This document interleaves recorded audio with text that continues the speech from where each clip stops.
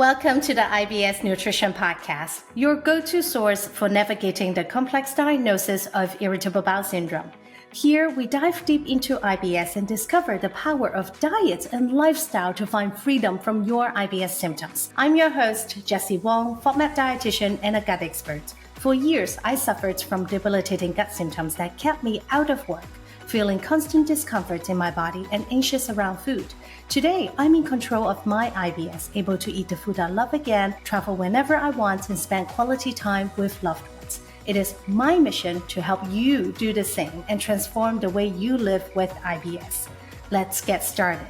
Hi, everybody. Welcome to another episode of IBS Nutrition Podcast. Today, we have a very special guest with me and Brooke here.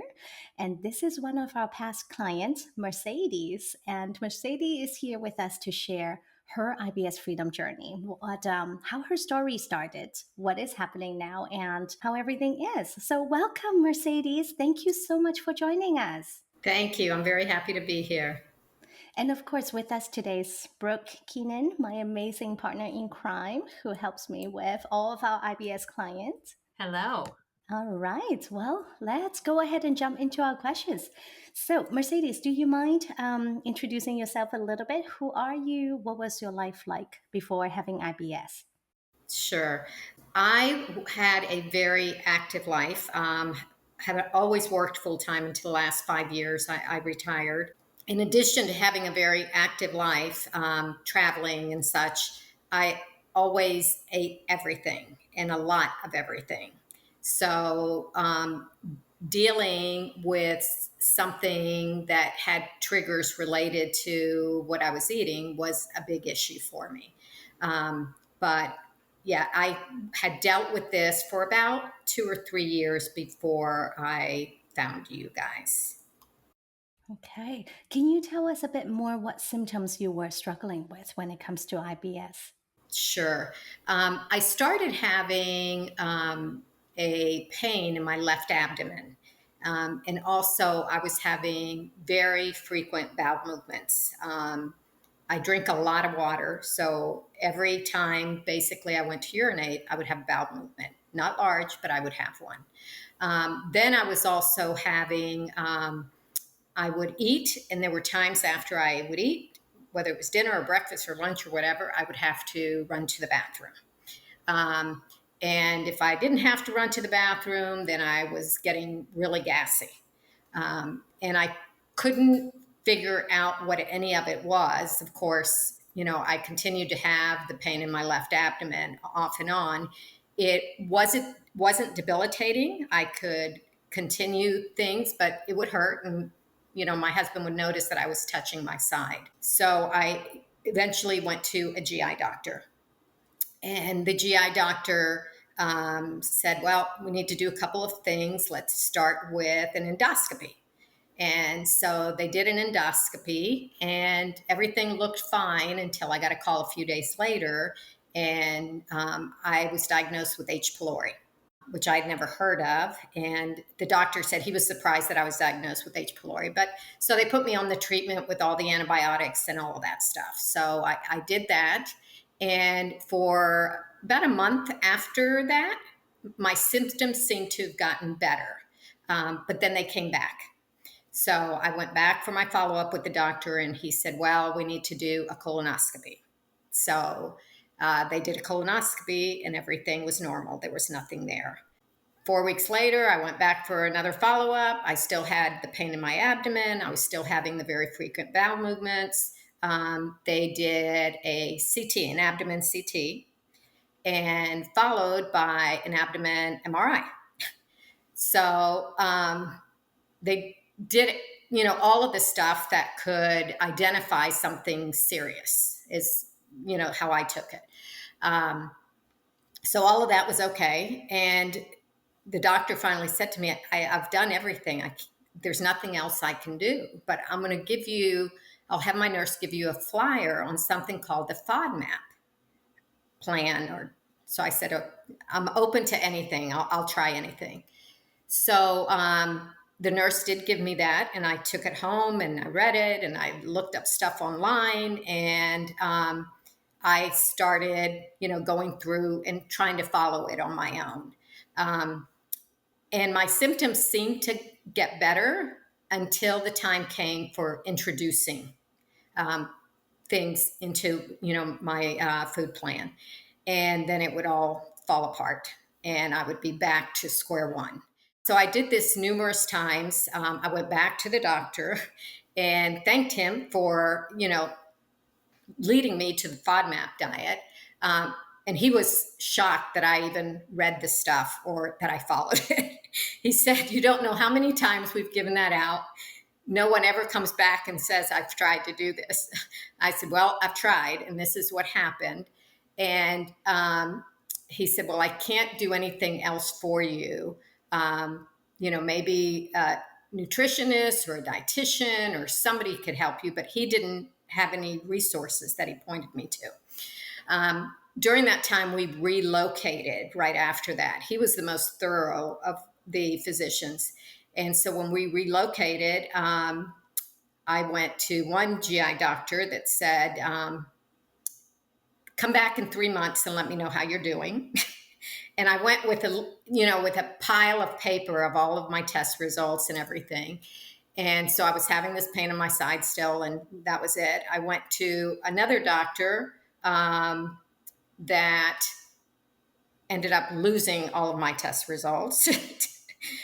and wanted to prescribe an antidepressant that would deal with some IBS related symptoms. And he was the first one that actually said to me, "You have IBS and there's nothing we could do for it. You just have to deal with it. And, you could take this pill." And so I looked up the pill and it was an antidepressant. And I'm like, well, I don't know that I need to take that.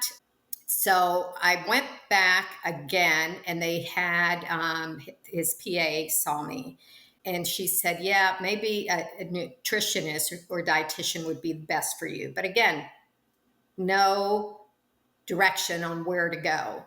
So at that point, I was just in my wits' end. It was 2.5, almost 3 years since I had started this journey. And I went online and started looking up IBS related things. I mean, when I first heard IBS, I was just torn apart. I thought that was something that really old people got. And when you had IBS, you were never going to leave the house again. You had to sit next to the bathroom all the time because you never know when you would have to have a bowel movement. So I started looking up everything. And luckily, I found you all and your reviews and your methodology. And frankly, all of the resources you offered online were so vast that, I thought, this is where I need to start. And thank goodness that I did find you because originally one of the doctors had told me that I had diarrhea. That was my problem.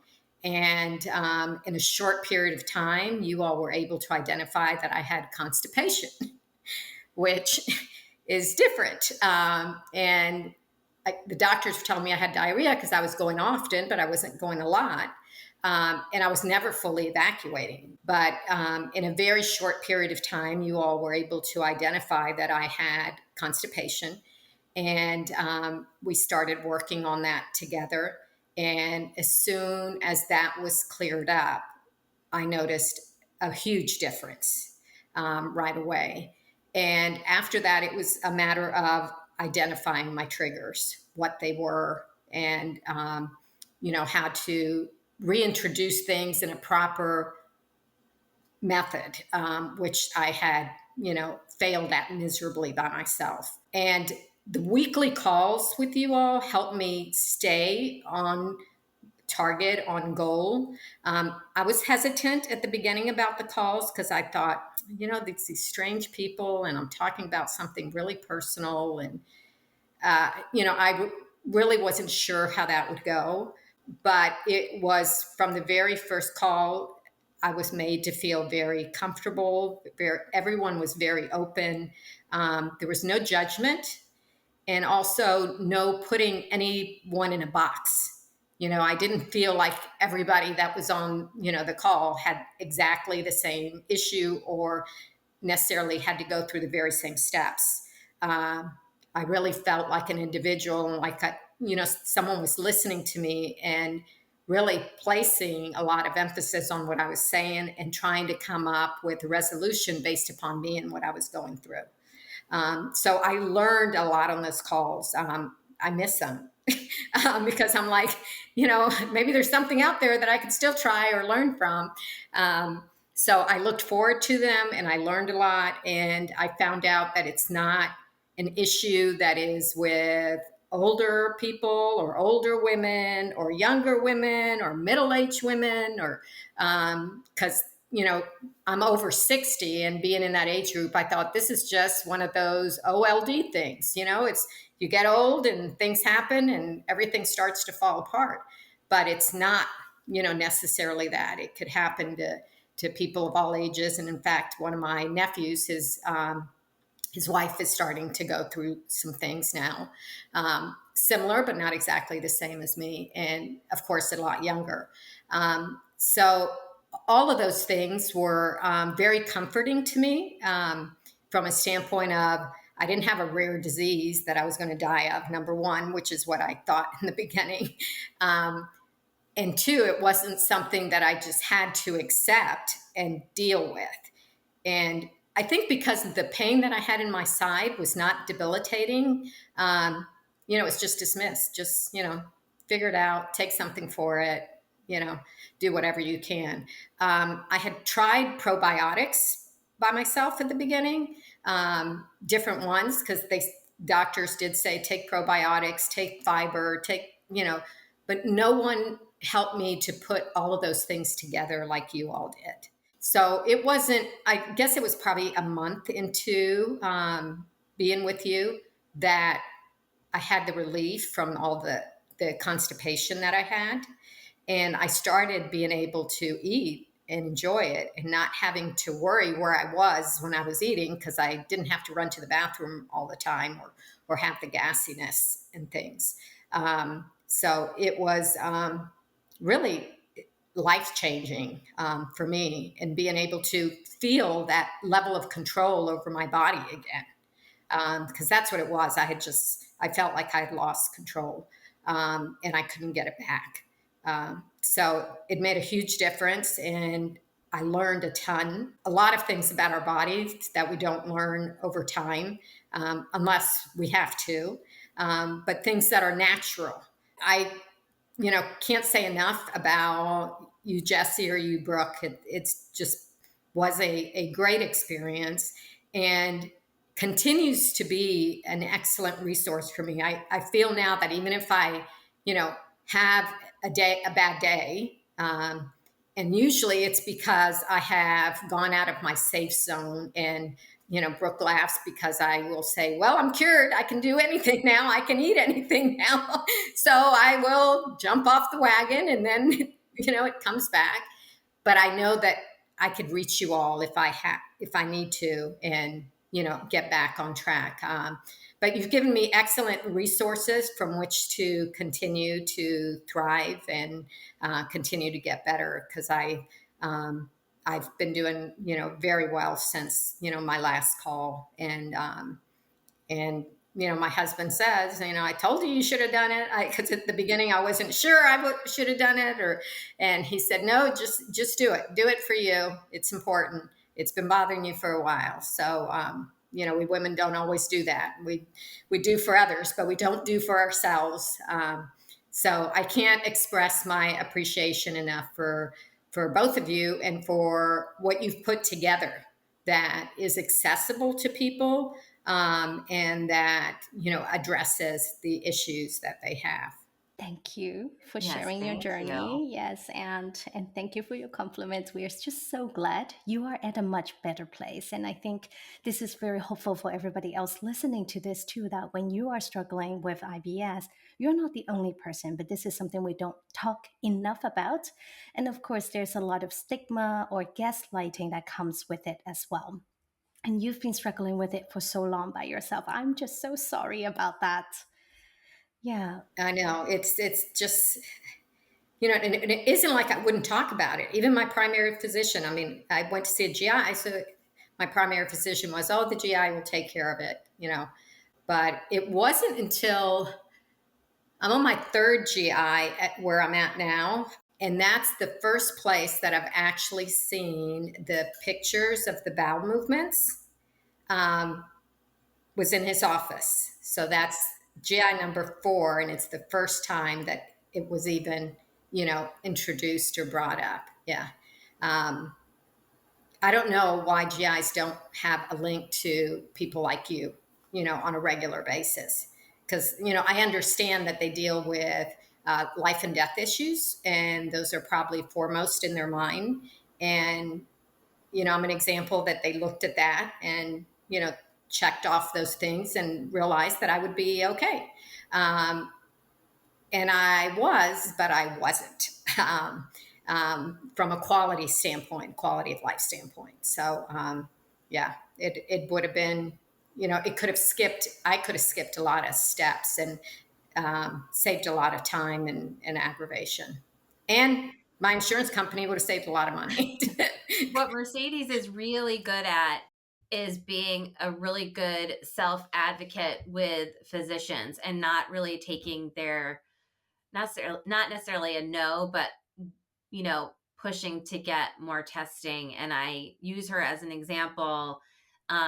For you, it's usually younger women that aren't being such great self advocates when the doctor says, oh, you're fine, and they just kind of go home. I'm like, I had a client and she really didn't take no for an answer, and she would push until she got the testing that really was needed to figure out what was going on. Even though it was, there's nothing drastically wrong, you still need to rule out all of those things and not be dismissed. So that was a really good example in your group. And I, obviously without saying your name, but I use your example a lot, just that you need to be a self advocate and don't necessarily take no and say, my dietitian, encouraged me to get this test or that test just to make sure everything is okay. And it is just not just, but is IBS and not something, that might be a little bit more serious for sure.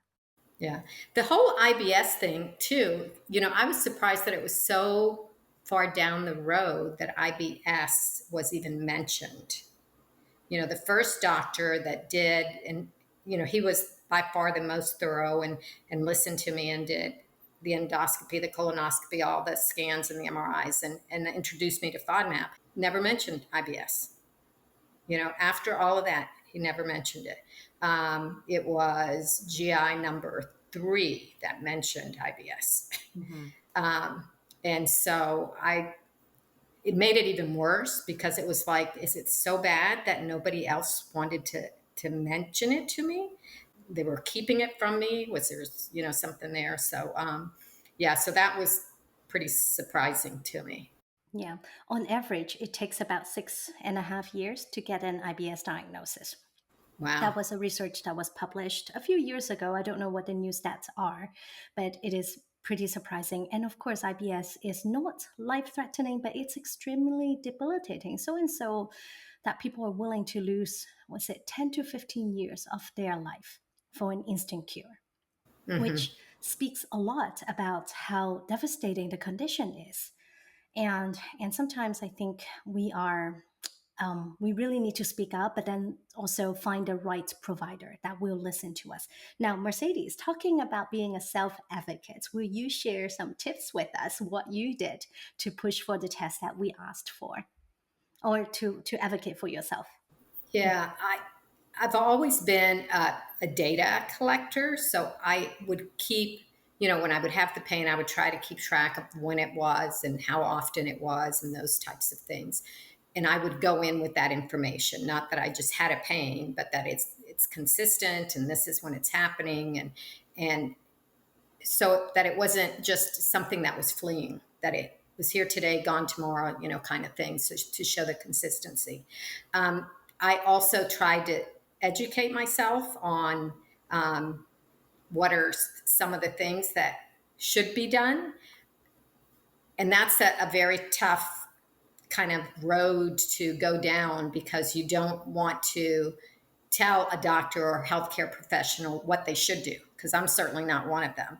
And what you get online is not always accurate. And so but it's kind of, just bringing up, well, I read that it might be this or it might be that, or do you think this would help, type of situation. And speaking about my symptoms, just very non-emotional, because that's the other thing that I think sometimes as females, as women, they think we're a little, overly dramatic about things, and, try to treat it more as a kind of business case. This is what's going on. This is what it's keeping me from doing, so what's the next step? And I was always very willing to do whatever they wanted me to do, on a testing front. And I'm more skeptical on taking medications because I would prefer not to. And, taking medications that would mask whatever the pain is. They were trying to give me things just so that it wouldn't bother me, but it wasn't to keep it from coming. It was still there. So that was always, kind of a touchy area. But, the other thing is, all of the health professionals, as you all are very busy. I mean, there's a lot of people vying for your services.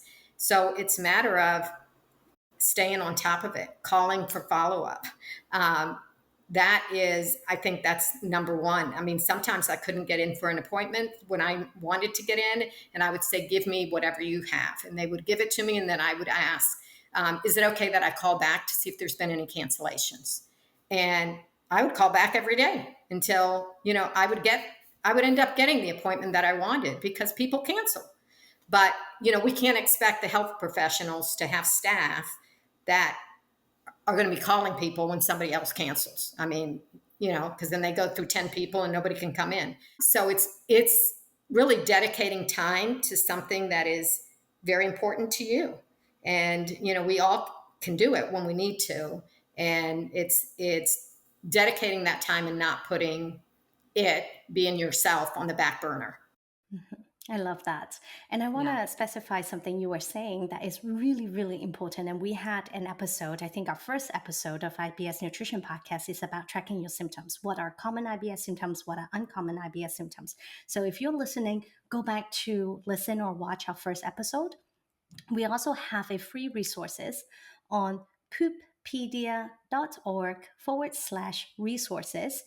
It's our free symptom tracker. It is really important for us to track our symptoms so that you know exactly what is going on and can present it to your physicians correctly so that they know what test to order for you and what to do, and maybe, have a better treatment plan.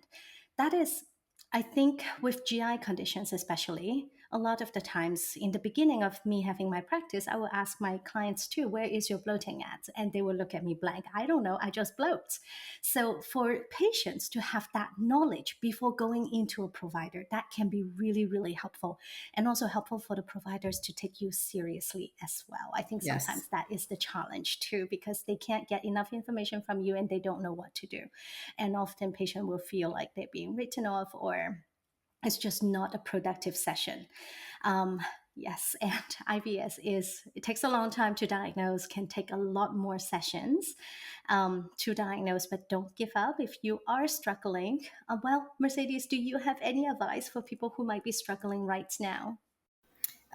It's to find a resource to help you. And, yes, a GI doctor is foremost and very important, but beyond that, what you and Brooke do, Jesse, is, frankly, just as important from a quality of life standpoint, to be able to move forward after all of the critical stuff has been ruled out, or to get additional testing that somebody may not even know about, that you all know about and can point the person in the right direction. So I would say, don't give up on yourself. Don't think that this is something that you have to live with, which is, what I was told. It's just IBS. You just have to live with it. Never, it doesn't ever go away completely, but you can certainly have a better quality of life if you know how to manage what is triggering your symptoms, and it's different for everybody. which is another thing. You could read a lot of stuff online and you think, oh, that's what I need to do. And it may not be what you need to do. We're not all little robots, fortunately or unfortunately. And that's why we're all different. So we have to try something different on each person. But yeah, I would say, make yourself number one. You can't take care of everybody else if you don't take care of yourself. And by making yourself number one, put the time in to identify the resources that you need, and then go through it. Like I said, I was hesitant with the group calls. I've told everyone that I've talked to about it. It was like one of the best parts of the whole process, because you learn so much more in a short period of time because you hear from different individuals. So be open to trying some, different things, and, and don't be so shy or reserved about some things which are private, like bowel movements. And, because some people don't like to talk about them, they don't. And, I had a friend who said she didn't tell her doctor that she was having frequent bowel movements. And it's like, why not? Oh, I don't want to talk about that. And well, it's how your body functions. So it's, part of the whole process. So, open yourself up to some new things, and, consider the fact that all of these things impact the way that your body operates and runs and processes, etc., and how any one of those pieces that you're leaving out of the puzzle can make a big difference. Mm-hmm. Yeah, thank you. Definitely. Now, let's talk about your process a little bit. What we did was identifying your food triggers. When we Yes. worked through the lifestyle challenges, did you identify any lifestyle triggers as well that you want to share about? Yes. Sleeping has made a big difference. Getting enough. I noticed the difference in my symptoms if I slept 5 hours a night versus if I slept 7 or 8 hours a night. And again, when I was young, I slept 4 hours a night. So it was like, why would I need more? Well, as your body changes, you need more.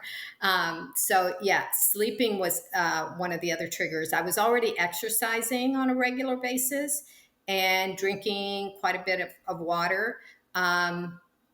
The other one was fiber intake made a big difference. I really wasn't educated on, what had fiber and what didn't. And, I ate fruits and vegetables, but not the emphasis that I have on it now, because I did find that fiber also made a big difference in my symptoms. And not just any fiber. Several doctors told me to get some of these over-the-counter fiber things, and some of them made it worse, not better. So yeah, those two things, the fiber and the sleeping, made a difference in my triggers too.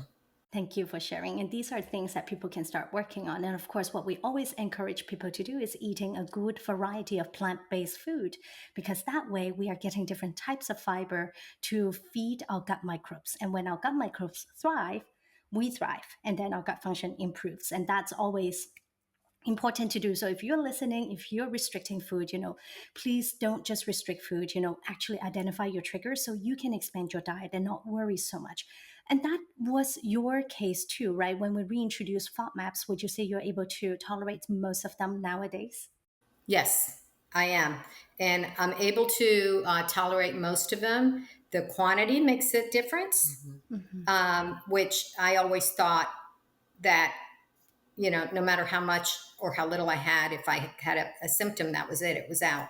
But I found through the reintroduction phase and going through, different quantities each day, that there's a lot of things that I could have at certain quantities, which was great because I had ruled some of those out, and I was very happy that I could introduce them back into my diet.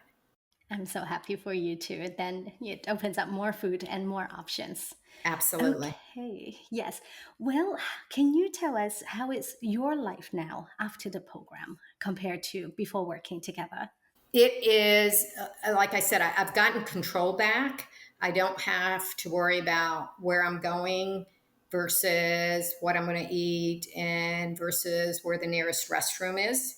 And as a result, it's a freer lifestyle than I had before. And that has made a big difference. The other thing is adding things back into my diet, the foods that I can now eat. I had eliminated a lot of things just out of fear, and not being able to, figure out how to reintroduce them. So it's broadened what I could eat, and it's also broadened what I do. There really is no limitation really as to, where we go, when we go, et cetera. I can, pretty much figure out how my body's going to react before it happens. That's great. That's great. I'm so glad our program can help you. And thank you so much for sharing your story. Your story will inspire a lot of people to seek the help they need. And the first thing, of course, is going to your PCP or going to your gastroenterologist and rule out all other conditions first.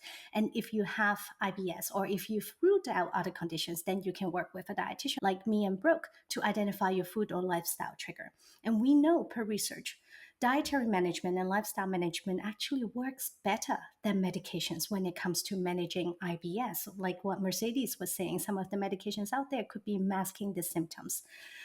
But sometimes medications works alongside diet and lifestyle changes, and that's something we always encourage people to try as well. But yes, the important message here is do not give up. Alrighty. Well, thank you so much for joining us today and sharing your story. And we wish you all the best. And Thank you both very much. And really the other participants that you've had on, the program when I went through it. It's been great, and I hope I don't need you in the future, but if I do, I know where you are, which gives me a great deal of comfort. So, and the fact that, it's not, okay, you're cured, goodbye, we'll never see you again, but the fact that you're there and that you're always researching and learning new things too, which, we know that it's an ongoing process of, things that, are discovered and brought up and researched, and what research shows that makes a big difference. So I very much appreciate you both. Thank you. Thank you for tuning into the IBS Nutrition Podcast. We hope today's episode has brought you closer to understanding and managing IBS. Remember, you are not alone on this journey, and finding freedom is possible. For more on IBS, make sure to follow us on your favorite podcast platforms, and please leave us a 5-star review. We would really appreciate that. You can access links mentioned in this episode in the show notes to learn more about your type of IBS and how to identify your own food or lifestyle triggers. Register for our free IBS Masterclass, 3 Steps to IBS Relief, for our proven holistic 3-steps approach to managing IBS once and for all. Head to ibsdietitian.com/masterclass to register.